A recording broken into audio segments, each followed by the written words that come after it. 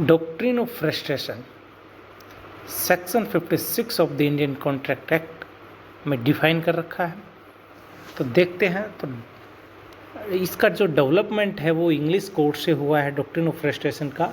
इसका सबसे पहला केस है क्रेल वर्सेस हेनरी 1903।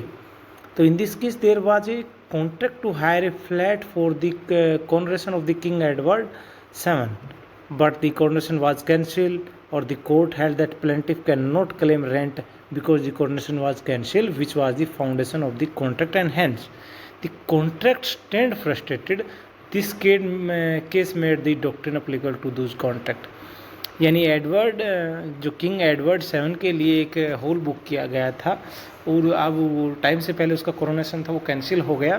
कैंसिल हो जाने के कारण डॉक्ट्रिन जो आपका कॉन्ट्रैक्ट था वो फ्रस्ट्रेटेड हो गया, उसको इम्पॉसिबल हो गया उसको करना।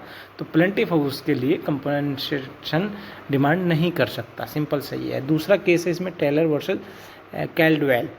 दोनों के दोनों बड़े लैंडमार्क जजमेंट है जहाँ से इसकी शुरुआत होती है। तो हम हिस्ट्री देख रहे हैं। तो facts were follow the defendant agree to let the plaintiff operate on their premises for a concert. Subsequently, before the scheduled concert, the premise was destroyed by the fire. अब एक जगह कॉन्सर्ट करना था, वहाँ पे उसके लिए वो बुक किया गया और कॉन्सर्ट का टाइम आने से पहले वो जो हाउस था वो जो आग के द्वारा जल गया।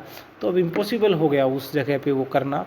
तो इससे डॉक्ट्रिन फ्रस्ट्रेशन हो गया, क्योंकि डिस्ट्रॉय सब्जेक्ट मैटर जहाँ पे था वहाँ पे डिस्ट्रॉय होने की वजह से, और इस वजह से आपका कॉन्ट्रैक्ट फ्रस्ट्रेटेड हो गया। अब आप देखिए कि जो डॉक्ट्रिन जो आपका जो एक्ट है, जो कॉन्ट्रैक्ट है, वो परफॉर्म कब करना इम्पॉसिबल हो जाता है ना, और कब तब आप कह पाएंगे कि आपका जो डॉक्ट्रिन ऑफ फ्रस्ट्रेशन जो है वो आपका अप्लाई होगा। तो सबसे पहला था सब्जेक्ट मैटर इज डिस्ट्रॉय। अगर आपका जिस सब्जेक्ट मैटर पे आपने कॉन्ट्रैक्ट किया है वही डिस्ट्रॉय हो गया तो आप उसको कैसे परफॉर्म करेंगे, तो आपका फ्रस्ट्रेशन हो जाएगा। दूसरा, when a party to a contract dies. अब दो पार्टियों ने मिलकर कॉन्ट्रैक्ट, उनमें से एक की डेथ होगी तो कैसे पॉसिबल है कि उसको किया जा सके। Incapable of performing the obligations, तो फिर कैसे हो सकता है। Outbreak of the war, country में वॉर हो गई जिसके कारण से आपको या आपके शहर में धारा 144 लग गई और कॉन्ट्रैक्ट करने के लिए आपको बाहर आना था तो आप नहीं कर सकते। Intervention of the government which makes the contract illegal, जैसे कि शराबबंदी, गुटखा कंपनी, आपने उसके लिए कॉन्ट्रैक्ट किया था, गवर्नमेंट ने अगले दिन एक नया एक्ट पास कर दिया कि शराब को बैन कर दिया गया है, लिकर बैन कर दिया गया है, गुटखा कंपनी को बंद कर दिया गया है, तो वो फिर कैसे हो सकता है। उसके बाद में चेंजेस इन सर्कमस्टांसेस, जैसे कि सर्कमस्टांसेस ही चेंज हो गए, है ना, तो फिर आप उसको कैसे करेंगे। तो ये हो गया आपका कि फ्रस्ट्रेशन हो जाएगा। अब देखिए डिस्ट्रक्शन ऑफ सब्जेक्ट मैटर में मैंने बता दिया कि वो जैसे घर को रेंट पे लेना था मान लीजिए आपको, और वही अगर जल गया है, वही ख़त्म हो गया, तो आप फिर उसको कैसे परफॉर्म कर पाएंगे।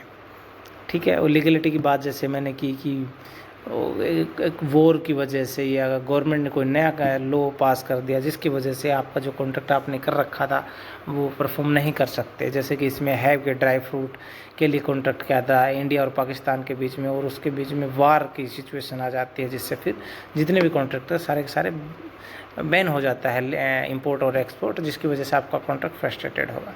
अब डेथ का मैंने बताया था कि डेथ की वजह से हो सकता है, चेंज ऑफ सर्कमस्टांसिस की वजह से हो सकता है। अब सिंपल सा देखिए फीचर ऑफ द डॉक्ट्रिन, इसके फीचर क्या था। According to English law there are certain conditions that must be fulfil in order to make the doctrine of frustration applicable. कब अप्लीकेबल होगा डॉक्ट्रिन ऑफ फ्रस्ट्रेशन, तो a valid contract must be subsisting between the party, दो पार्टियों के बीच में contract होना चाहिए। Any act under the contract और part it must not be fulfil, और वो कॉन्ट्रैक्ट कंप्लीट नहीं हुआ हो या उसका कोई पार्ट कंप्लीट नहीं हुआ, फुलफिल नहीं हुआ हो, the contract becomes incapable of being perform due to the reason outside the control of party. और जो पार्टीज की जो कंट्रोल में नहीं है, चीज़ें जो कंट्रोल में नहीं है, उन थिंग्स की वजह से वो क्या हो रहा है, इम्पॉसिबल हो रहा है उसको परफॉर्म करना। अगर उनके कंट्रोल में तो फिर आपका डॉक्ट्रिन ऑफ फ्रस्ट्रेशन अप्लाई नहीं होगा और आपको ब्रीच ऑफ कॉन्ट्रैक्ट आप पे लगेगा और आपको उसके लिए सिविल रेमेडीज अवेलेबल है, वो आपको डैमेज और कंपनसेट आपको देना होगा। It apply the whole performance of the contract not or any part of, ये पूरी परफॉर्म पे अप्लाई होगा, छोटे से पे नहीं होगा। Frustration of the contract considered mix question of the land fact, दोनों का मिक्सअप है, क्वेश्चन ऑफ लॉ का भी, क्वेश्चन ऑफ फैक्ट का भी। The contract is terminated once it frustrated. एक बार आपका कॉन्ट्रैक्ट जो फ्रस्ट्रेटेड हो गया, इसका मतलब टर्मिनेट हो गया, आपका कॉन्ट्रैक्ट खत्म हो गया।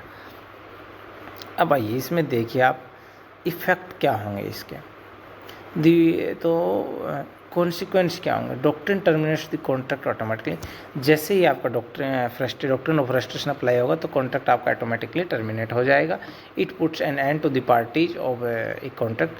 पार्टीज, दोनों पार्टीज़ की जिसकी ड्यूटी और जो लाइबिलिटी है वो बिल्कुल ख़त्म हो जाएंगी, उनके राइट्स बिल्कुल ख़त्म हो जाएंगे, उन पर जो ऑब्लिगेशन कॉन्ट्रैक्ट के द्वारा जो लगे थे, जो ड्यूटीज परफॉर्म करनी थी, उनसे वो बिल्कुल डिस्चार्ज हो जाएंगे। और if the promisor knows that the contract और agreement is incapable of being performed or he is likely to know the same, he or she must compensate the other party non performance of the contract. अगर उसको पता था कि आगे चल के ये कॉन्ट्रैक्ट जो है डॉक्ट्रिन ऑफ फ्रस्ट्रेशन अप्लाई होगा, यानी फ्रस्ट्रेटेड हो जाएगा, ब्रीच होगा, उस मामले में फिर उसको ब्रीच ऑफ कॉन्ट्रैक्ट के लिए दूसरे को कंपनसेट करना पड़ेगा।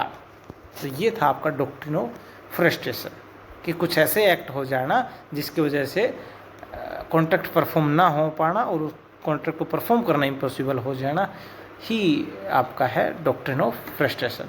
Section 56 of the Indian contract act 1872 में इसके बारे में विस्तार से बताया गया है।